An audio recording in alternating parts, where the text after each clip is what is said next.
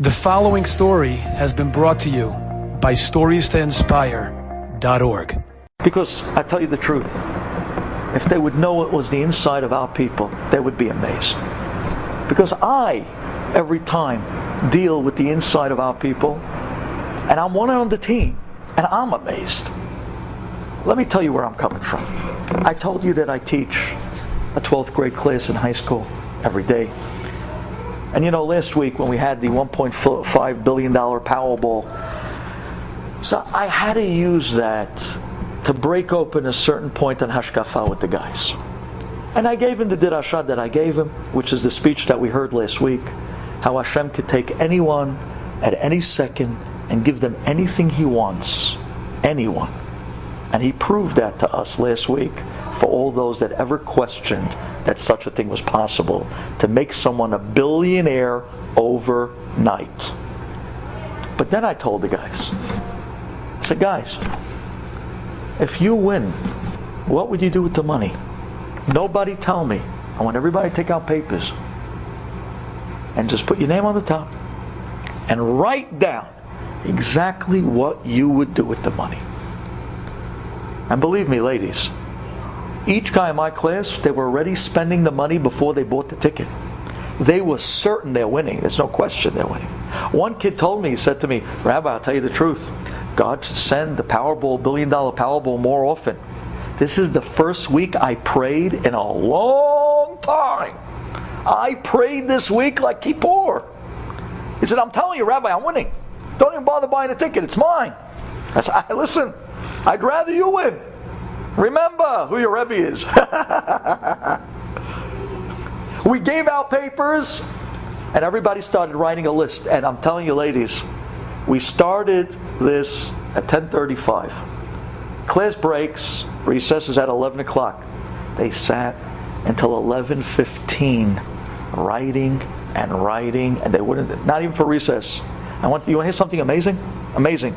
As a Rebbe, and all the teachers and Rebbes out there will love what I'm about to say now. Do you know, in those 40 minutes that they took to write out their whole list of the things they're going to spend their money on when they win the big Powerball, do you know, they did not look at their phones once. They didn't pull out their phones once. They did nothing. The umbilical cord, it was buzzing and buzzing and buzzing, and they ignored it. And I'm saying to myself, I can't believe this. It's possible. It's actually possible. We just got to be able to bring learning in their eyes up to the level of chashibut of money. And who knows, maybe they'll mature one day to put that crying iPhone away. Who knows? But until that point, let me tell you the papers that came back at 11:15. The principal walked in the middle and he sees it's 11:10 and everyone's in their desk writing. He looked at me like, what in the world is going on? I just told him, just forget it. It's about money, flu, sure, okay, no problem. Here, I didn't have to say another word. 11:15, everyone gives in their papers. I start going through. Listen, I want to tell you, look at the hearts of our guys. I'm honest. At the bottom of the lists, there were all different types of wonderful boy toys, like Lamborghinis and Maseratis, and and houses in Miami and Turnberry and Deal, and these guys, they're not even married yet, but they trained them well. You got to have a house here and a house there and a house there, so they have to get up with the times because they're only 17. What are they going to do without a house in Turnberry? So that's where the money's going, Rabbi. But here's the beauty. Those were the bottom, let's say 5 or 6. What was the top 3? Of literally, I would say 14 out of 15 papers. What was the top 3? I wish. The first one was that they're going to give it to a yeshiva. The second one was that they're going to give out food for Shabbat for people. That was a nice one. I don't know where they got exactly that one from. And then the third one was they're going to give it to the night Seder to get more Rebbes, so we can get more guys in, so we can have more trips. That's what they wrote. So we can have more trips, right? But look where their hearts are. If we could just forget forget about the world, if we could show this to ourselves, to remember who we are and what type of a giving and loving and good people we are, and to forget about all the competitions, and to forget about all the garbage. We were a community that was built once upon a time on building each other. People used to share business contacts with each other. They used to give each other leads. They used to give each other tips. They would start each other off on business. They would give each other non-interest loans. Today, a guy walks down the block. He's shufing my business. I'll take you to Bedin. Excuse me, I'm just walking down the block. Just walking down the block. Already the guy's suing me. Rabbi. We forgot who we are. And we're supposed to show the goyim who we are. We forgot who we are. We forgot the Baalei Chesed. We forgot the Rahmanim B'nei Rahmanim. We forgot it. We got to remember who we are. Let me just finish off, ladies, by telling you, 2 weeks ago, we took the 80 guys, 100 guys, whatever we have every night, in the night Seder here for a Shabbaton in Lakewood. And this was something. It was a very low maintenance and a what we would call economical Shabbaton. Because it was mostly for guys, singles, out of high school, or 12th grade. Nobody married. This was just a night Seder Shabbaton, all the rabbis and all the guys. And I brought them back to my old neighborhood in Lakewood, to the villas. And there, the upside, my wife gets to remember her old house in Lakewood. What can I tell you? I'm not going to go there. But believe me when I tell you, she came from the Ain Hara, a house in Lakewood, and I wanted to bring her back for a Shabbat to enjoy, so we reopened the house. We put up the guys in all the surrounding houses in the area. The beauty about this area, the villas, is it's very similar to Sanhedria Murchevet in Israel. It's a big circle. It's a huge complex of houses, of cul-de-sacs, and there's one entry to come in and one entry to go out. So Shabbat, everything stops. There's no cars. There's an eruv around the entire villas. And like this, on Shabbat, when they walk around, no one walks on the sidewalks on Shabbat. Literally looks like a mini Jerusalem. All the ladies pushing their carriages and the kids running back and forth. It's really something beautiful to see. Nothing moves on Shabbat. You don't see a car. You don't see nothing. I wanted them to see this. So every year we bring them to Lakewood for a Shabbaton. And you know, Baruch Hashem, many people, they were so good to us. They gave us their basements. The Lakewood basements are gorgeous. All the houses are brand new. Private entry. They're little mini apartment suites. The guys, they couldn't believe the accommodations. They thought they were going to oy oy oy land. And it turned out that it was luxury of luxury. It blew them away. We put up all the guys, and the rabbis, and their wives, in all different houses. Shabbat comes, and sure enough, the guys start getting into it. Onik Shabbat Friday night, they all came over to my house. Each guy got up, and he said how the night Seder changed his life. He used to go to this club and that place, and now he's learning for the last 3 years, every night, from 8 to 10. It's unbelievable. I'm thinking to myself, wow, this is going great. But between me and you ladies, this was New Year's weekend. That's why we did it on that weekend. Because that's party weekend. So we ship them out to an island called Lakewood. So like this, they're going to have to party with us. Instead of chas v'shalom bumping into any balls falling on their heads, you know what I mean? Because of that, we had to come up with a crazy thing to do Saturday night, Motzei Shabbat. Because if we don't, you have to remember, our guys, they don't come on yellow buses. They came in their own cars. You had to see the looks on the faces of the native Lakewooders. They start seeing these Lexuses and Jaguars pulling into... What's going on here?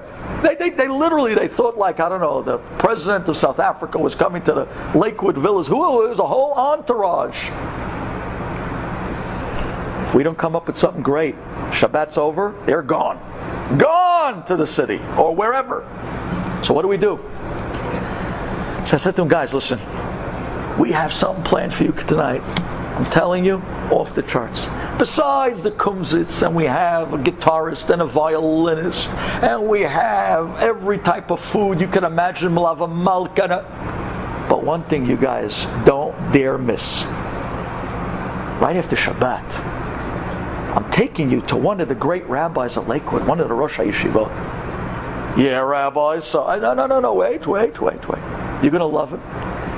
But after that, you know what we got for you guys? We brought in special for you guys a professional Hollywood hypnotist. And he is going to do hypnosis show, and he's going to knock out literally 10 guys at a time under hypnosis. And he's going to have you guys doing backflips in the air. You guys don't know what's coming. What? Come on, Rabbi, legit. No. Can I even make this stuff up? I'm telling you honest. If not, you can leave. Okay, Rabbi, we're waiting for it. They ended up, we first took him out to the rabbi. They loved the rabbi. They got berachot from him. They didn't want to leave him. Finally, we bring the guys back. We start them Lava Malka. And Baruch Hashem, the hypnotist shows up. Now, this hypnotist was more than I even expected. I'll be honest, ladies. I was nervous. I knew they were going to try to push me up there because that's generally what happens. But I said, no. I got to keep an eye on this because I got to bring everybody home awake. So let's just see what's going on. He picks out of the audience a bunch of guys. He brings up about 8 guys. One Rabbi, a few single guys, a few high school kids. And he says to them, gentlemen, there's no such thing as hypnosis against your own will. You have to work with me, but if you work with me, you'll see this is an amazing thing. He gets them all to stand up. He starts talking in a funny tone of voice. He starts telling them to look up and to look down and this way and that way and to close their eyes and to limp their neck and to go up and down. And then he says, gentlemen, I want you to put your hands together and clench your hands together as one fist. And then I'm going to count down to 3 and snap my fingers. And the minute I snap my fingers, you will not be able to separate your hands. I said, nah, come on. Sure enough, he counts down from 3, 2, 1, snaps. He tells them, okay, gentlemen, open your eyes. They open their eyes. Okay, gentlemen, separate your hands. And you see these guys. I couldn't believe my eyes. They could not separate their hands. And these guys were like as if they were wrestling with somebody. They couldn't pull their hands apart. I said, wow. Okay, now we're getting into something. Oh, Hashem. Finally, this guy knows what he's doing, because I was scared I was going to get... These guys were going to really give it to me if it wasn't a great show. I messed up their big night. After that, he sits them down.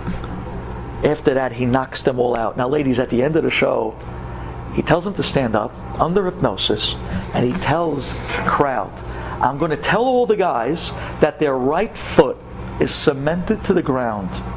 And then I'm going to tell them to open their eyes. I'm going to tell them to play as if they're going back to normal. And I'm going to ask them to go back to their seats and watch what happens when their right foot is as if cemented to the floor. So he gets up and he counts down to 3 and he snaps, and he turns to the 8 guys up that are hypnotized, and he says to them, gentlemen, your right foot is right now glued to the floor. When I tell you to open your eyes on 3, you're going to open your eyes and you're going to go back to your seats. 1, 2, 3. He snaps, they open their eyes. He says, okay, ladies and gentlemen, give a big round of applause for our 8 volunteers, and everyone's clapping. And he turns to the 8 guys and says, okay guys, go sit down. And they're, And we were dying laughing. We have videos of this. We couldn't believe our eyes. They couldn't move. All 8 of them. They were literally schlepping their foot. They couldn't move. Why am I telling you this? For this one moment. This was my moment. In the middle of the show, he has them deeply under hypnosis. He whispers into each one of the 8 guys' ear, you just won $10 million. When I snap my finger, you're going to stand up and you're going to show me your reaction to the winning of $10 million. And then when I say now, you're going to tell everybody what you're going to do with the money. I said, nah. He comes up to the first guy. He taps him on the back of his head. He counts down to 3 and snaps. The guy jumps up. He looks around. The guy starts jumping, screaming, whoa! And the guy's going crazy. And we're dying laughing. But it was real. The guy was going Mejnun. Finally, he tells to the guy, now! And he stops, and he looks around and says, I'm going to buy a house on Ocean Parkway. And then I'm going to buy this. And then I'm going to buy that. And then I'm going to buy this. And he's listing off the whole thing. Everyone claps. He says, okay, 4, 3, 2, 1, snaps. The guy falls back. He puts him down. Goes to the next guy. Same story. I'm going to buy, this guy was creative. I'm going to get a flat in California. I don't know where that one came from. And I keep my eye on that kid. And this show was great, I'll tell you. It taught me a lot about the guy. All right, anyways, so I'm going to do this. Okay, great. You went guy by guy. He comes up to the 4th kid, ladies. He snaps. The kid jumps up. Screaming, yelling. He's jumping on the chair, yelling, whoa, I won. And he's looking for his phone. He says, I got to call my mother. He says, no, not now. You call her later. No, really, he wanted to call. And he says, now, what are you going to do with the money? He looks around and he says, I'm giving it to Rabbi Duvi Mogen Avraham. I said, oh my gosh. He said that under hypnosis. I looked at my wife, and she looked at me like, is that real? I said, I can't believe it. This kid, ladies, a boy, high school, not even my class. I didn't even give him that much time, this kid. He was still coming up in the ranks, so to speak. He was only with us for about a year or two. I just didn't see it. I walked up to the professional, to the hypnotist, and I said to him, tell me, what does that mean? Was he really? He says, yeah, he was deep under. I said, so, but wait one second, so where did that come? That can't be a sketch, right? He says, no. I said, so who were we talking to? He says, you were talking to his subconscious. His subconscious. He says, that, I said, you mean that? This kid really? I mean, legit? It's in his heart to, he says, yeah. He says, why do you think every single other guy was? I said, I couldn't believe it. Look at what we have. Look at our people. Look at our gems. Look what they have to give. Look what they have to show. Says Borei Olam, it's time to change hearts. It's time, you're going on vacation. You might be the first and last Jew that some goy, somewhere in the world, might get to observe, might get to see. Make the impression for the whole nation. Who knows? That might be the chen that we were missing to finally get out of this galut. Ladies, thank you for listening. Thank you. Enjoyed this story? Come again. Bring a friend. StoriesToInspire.org